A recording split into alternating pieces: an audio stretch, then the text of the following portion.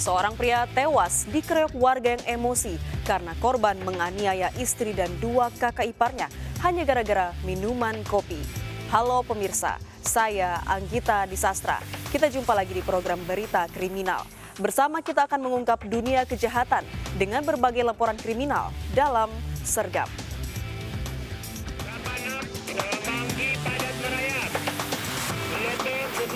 Jajaran Puring hingga saat ini aman terkendali. 86, bantuannya, 87 jajaran kuda, 86. Pemirsa, 2 kelompok remaja terlibat tawuran di tempat pemakaman umum Perumpung Jatinegara, Jakarta Timur. Para pelaku saling menyerang menggunakan senjata tajam.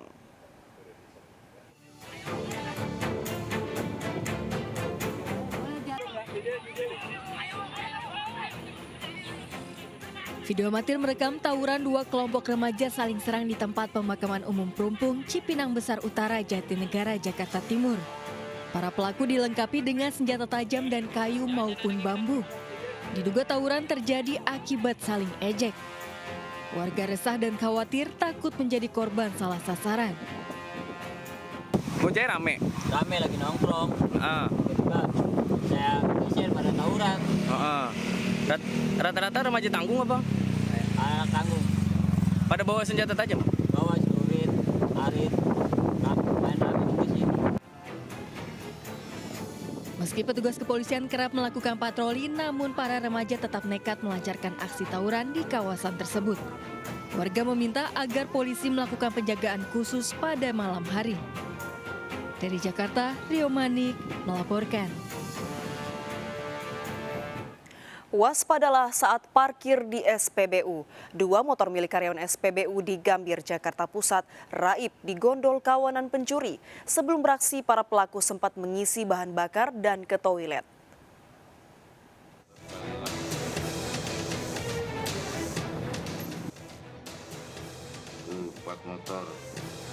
CCTV merekam komplotan pencuri membawa kabur 2 motor milik karyawan SPBU di Jalan Petojo Raya, Gambir, Jakarta Pusat.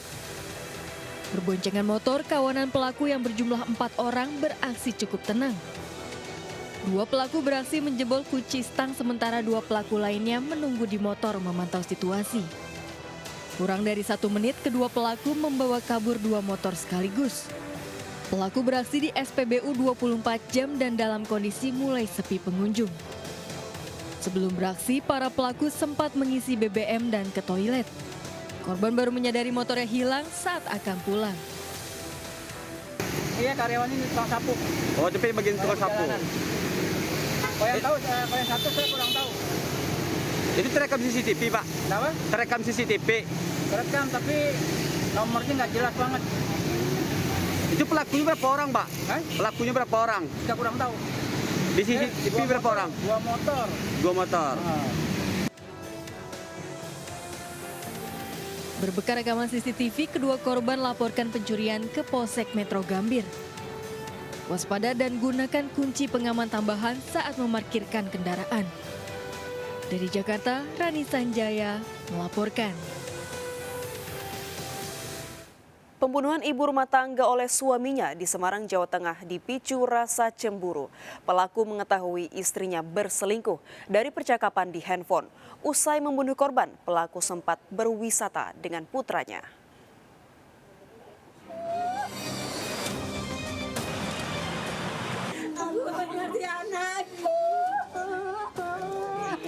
Liandini, warga Sindangguo, Tembalang, Kota Semarang, ditemukan tewas dalam kamar yang terkunci dengan kondisi tertutup bantal. Padahal Liandini akan pergi ke Kendal bersama keluarga besarnya. Menurut warga sekitar, Liandini tewas setelah sebelumnya bertengkar dengan Dani Mardianto, suaminya.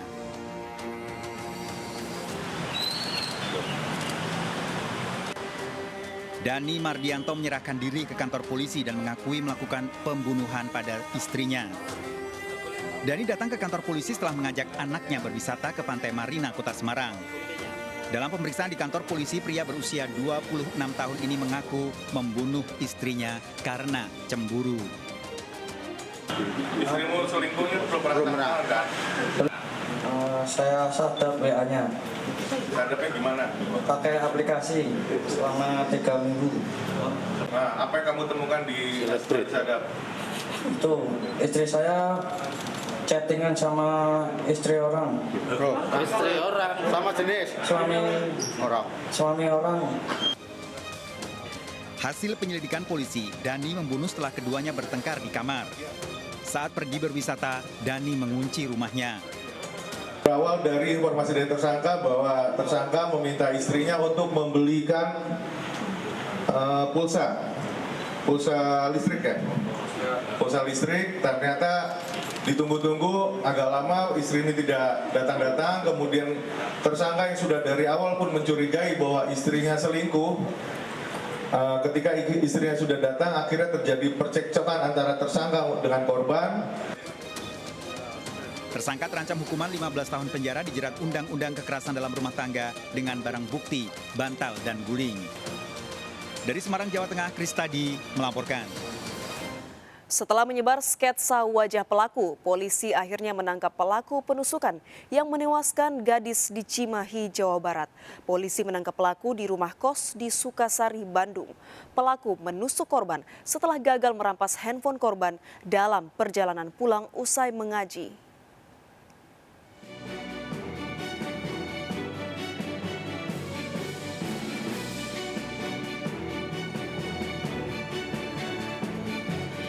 Polda Jawa Barat dan Polres Cimahi Minggu sore akhirnya menangkap Ical, pelaku penusukan gadis cilik Syakila di Cimahi, Jawa Barat.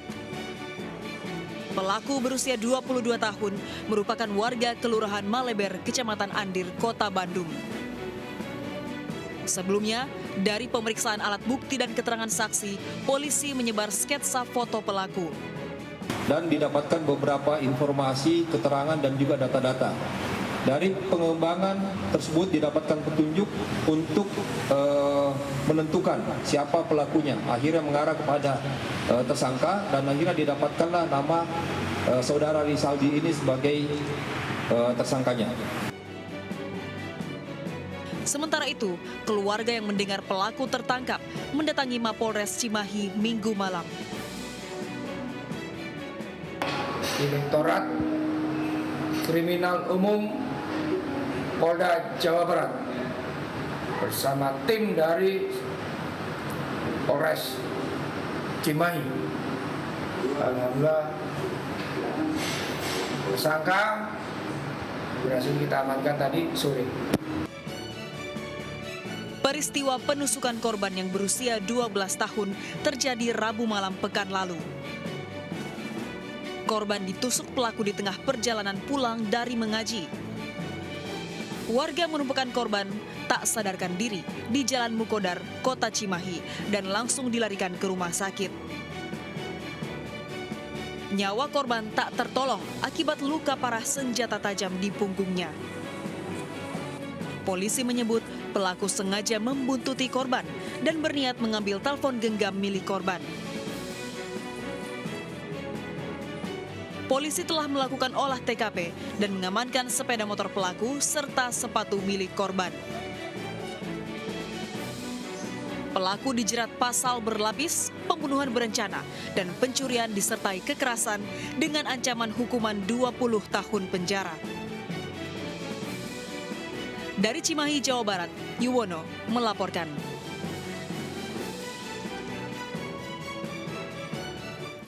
Pemirsa, seorang pria tewas dikeroyok warga di Cilegon, Banten setelah menganiaya istri dan 2 kakak iparnya. Penganiayaan yang dilakukan suami dipicu istri menolak membuat minuman kopi.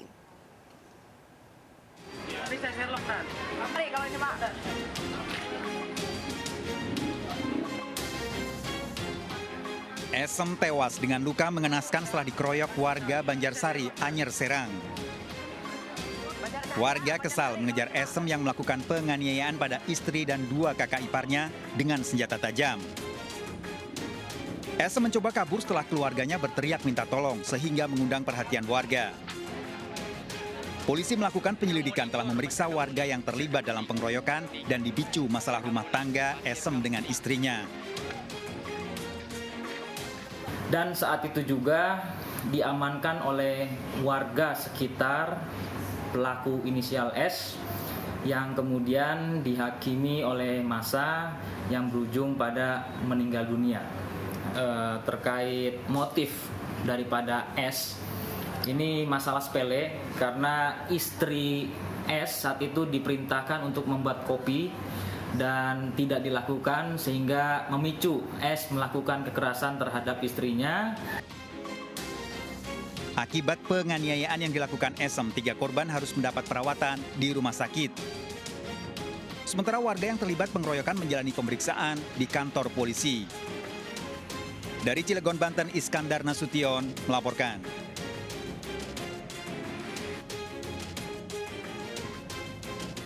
Sakit hati dihina tak punya uang. Seorang pria menghabisi wanita PSK di Indramayu, Jawa Barat. Usai beraksi, pelaku menggondol barang-barang korban.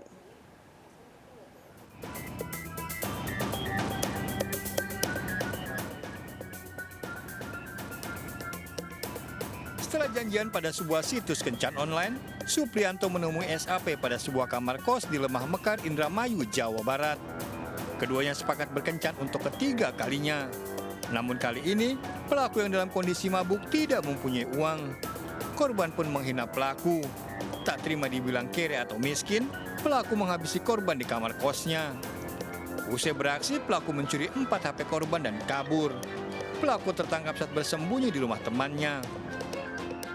Sesampainya tersangka di kos-kosan korban, ternyata tersangka ini tidak memiliki uang yang dijanjikan kepada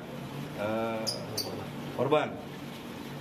Saat itu keluarlah kata-kata yang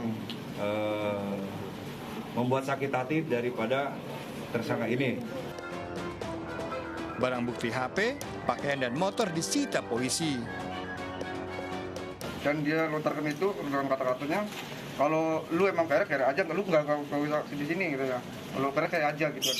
Ya di situ mulai sakit hati, Pak. Pelaku terancam minimal 15 tahun penjara. Dari Indramayu, Jawa Barat, Toh Iskandar melaporkan. Direktorat Narkoba Polda Kepulauan Riau menggagalkan penyelundupan 26,6 kg sabu yang diangkut dari Malaysia dan dikirim ke Palembang lewat Tembilan, Riau. Polisi membongkar kapal speedboat yang diamankan saat melintas di perairan Pulau Putri, Batam, Kepulauan Riau. Dari bagian depan kapal, polisi menemukan 25 bungkus sabu yang dibungkus dalam teh Tiongkok. Direktur Narkoba Polda Kepulauan Riau, Kombes Pol Ahmad David, mengatakan penyelundupan narkotika dari Malaysia terus berlangsung. Selain 26 kg lebih sabu, polisi juga menangkap 1 orang bernama Mulyadi sebagai pemilik sabu. 1 orang lain bernama Amran yang merupakan tekong speedboat melarikan diri dengan terjun ke laut. Mulyadi mengaku membawa sabu atas perintah N, warga Malaysia yang tinggal di Johor Bahru.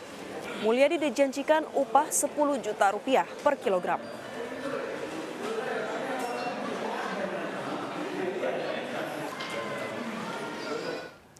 Mobil ambulans pembawa jenazah terlibat tabrakan beruntun dengan rombongan pemotor sport di Pangandaran, Jawa Barat. Seorang pemotor tewas, 2 pemotor lainnya terluka.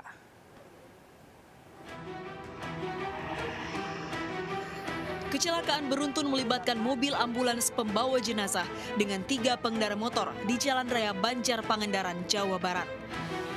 Akibatnya, salah satu dari rombongan motor sport tersebut tewas di lokasi kejadian, sementara 2 lainnya terluka. Kecelakaan berawal saat ambulans melaju ke arah Pangandaran. Usai menyalip, sopir ambulans dikejutkan dengan rombongan motor sport yang melaju dengan kecepatan tinggi dari arah berlawanan. Tabrakan beruntun tak terhindarkan. Seluruh korban dievakuasi ke RSUD Pandega, Pangandaran. Dari atas ngebut ya dari arah Banjar. Dari arah Banjar. Posisi di garis tengah. Mungkin karena kaget tekor jadi jatuh langsung ngantem mobil. Mobil bagian mana? Depan. Bagian depan samping kanan. Bagian depan sama samping kanan. Berapa motor yang 1 atau 2? 3 motor. Berarti beruntun tadi ya? Iya. Beruntun. Jenazah yang dibawa ambulans yang terlibat kecelakaan dipindahkan ke ambulans lain untuk dibawa ke rumah duka. Petugas mengamankan seluruh kendaraan yang terlibat kecelakaan.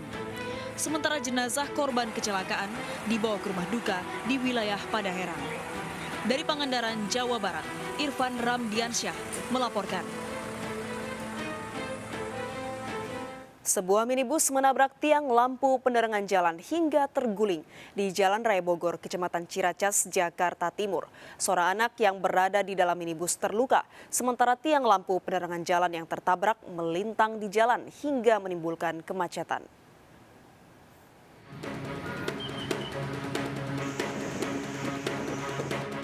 Dibantu warga, petugas berupaya menyelamatkan penumpang sebuah minibus yang terguling usai menabrak lampu penerangan jalan di ruas Jalan Raya Bogor, Ciracas, Jakarta Timur. Sebelumnya, minibus melaju dari Jalan Raya Bogor menuju Pasar Rebo. Diduga pengemudi mengantuk, minibus tak terkendali dan menabrak tiang lampu penerangan jalan hingga roboh. 2 penumpang minibus selamat, namun seorang balita berusia 5 tahun, anak sang pengemudi, terluka di kepala. Nomor 3, istrinya sama anaknya 1. Istrinya sama anaknya 1. Ada luka-luka tidak, Pak? Mananya aja luka.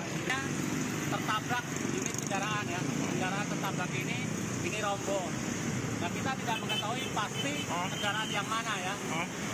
Tapi intinya ini tiang PJU roboh. Kita mau melaksanakan evakuasi, terkendala 1.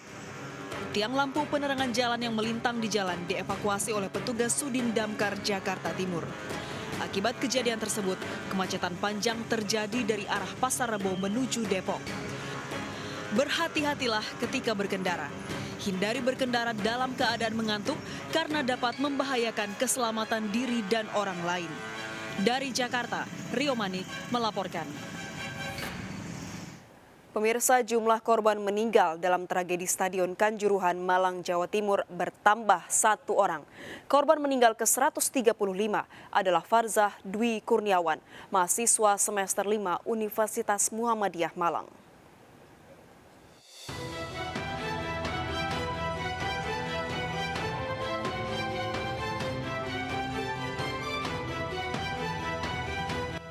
Jenazah Farzah Dwi Kurniawan, mahasiswa semester 5 berusia 20 tahun, disemayamkan di rumah duka Jalan Sudimoro Utara, Lowokwaru, Malang, Jawa Timur. Selain keluarga, tetangga, supporter Aremania, teman-teman kuliah korban di Fakultas Teknik Jurusan Teknik Sipil Universitas Muhammadiyah juga menghadiri persiapan pemakaman. Farzah Dwi Kurniawan meninggal dunia Senin dini hari setelah menjalani perawatan intensif di ruang ICU Rumah Sakit Saiful Anwar. Setelah disemayamkan dan disolatkan, jenazah korban dimakamkan di TPU Sudimoro, Lowokwaru. Menurut sahabat korban, Farzah ditemukan pingsan di Stadion Kanjuruhan saat tragedi terjadi 1 Oktober lalu. Kondisi korban sudah membiru di bagian wajah. Ini nggak pengen sama mereka, jadi sama anak-anak yang lain satu kampung, jadi ekonomi semua. Tapi mbaknya sempat lihat waktu itu ya? Katanya sih waktu digotong itu badannya udah biru semua, anak-anak sendiri yang gotong, terus ke RSA kayak 23 hari kan kritis. Terus kemarin dapat kabar katanya juga di COVID kan karena kemarin asli itu dari Kanjuruhan, badannya biru semua, kena gas air mata. Korban Farzah adalah korban ke-135 yang meninggal dalam tragedi supporter di Stadion Kanjuruhan 1 Oktober lalu. Hingga saat ini, 23 korban dirawat di rumah sakit masih dalam kondisi kritis. Dari Malang, Jawa Timur, Denny Irwansyah melaporkan. Sementara itu, Rumah Sakit Saiful Anwar Malang memastikan Farzah Dwi Kurniawan meninggal dunia bukan karena COVID-19.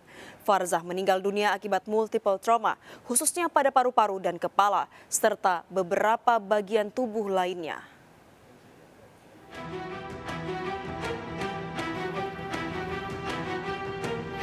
Satu lagi Aremania yang meninggal dunia akibat tragedi Kanjuruhan, Kabupaten Malang, Jawa Timur 1 Oktober lalu. Korban tewas ke-135 atas nama Farzah Dwi Kurniawan, berusia 20 tahun. Manajemen Rumah Sakit Saiful Anwar Malang memastikan Farzah meninggal dunia bukan karena COVID-19. Mahasiswa semester 5 tersebut meninggal dunia akibat multiple trauma, khususnya pada paru-paru dan kepala, serta beberapa bagian tubuh lainnya. Farzah dibawa ke Rumah Sakit Saiful Anwar dalam kondisi kritis, kesadaran menurun, dan kekurangan oksigen. Dibutuhkan beberapa tindakan intensif termasuk swab. Hasil tes swab memastikan positif sehingga dirawat di ruang khusus infeksi. Kemarin terjadi perburukan hingga kita nyatakan meninggal kemarin malam. Memang karena tadi swabnya positif, tapi penyebab kematiannya bukan karena COVID-nya itu sendiri, bukan karena swab positif sendiri, tapi karena memang kondisi trauma multiplenya itu yang sudah memberatkan kondisi pasien seperti itu. Wakil Direktur Rumah Sakit Saiful Anwar Malang, Syaifullah Asmara Gani, mengatakan almarhum 2 kali dites swab. Meski positif, namun virusnya sudah tidak aktif sehingga pemulasaran dipermudah. Dari Malang, Jawa Timur, Denny Irwansyah melaporkan. Utang rokok ditolak, seorang anggota polisi mengajak pemilik toko berduel. Informasi selengkapnya sesaat lagi, tetaplah bersama Sergap.